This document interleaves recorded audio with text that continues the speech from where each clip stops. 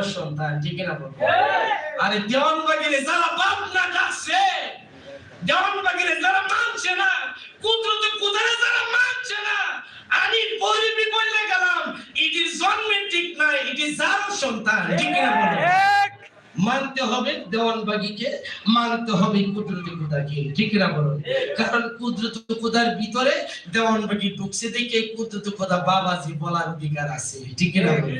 সম্মানিত ভাইরা, বন্ধুরা আমার, এই জন্য কুদরতে খুদা বলেন সালাত আদায় করেন, সালাত ছেড়ে দিবেন না।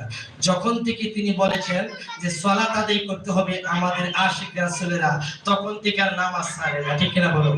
আমরা কি নামাজ ছেড়ে দিব? সালাত আদায় করব কি করব না?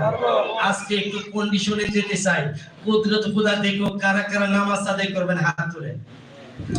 তো কন্ডিশন দেন, নামাজ আদায় করবেন তো? আত্মশুদ্ধি করবেন তো?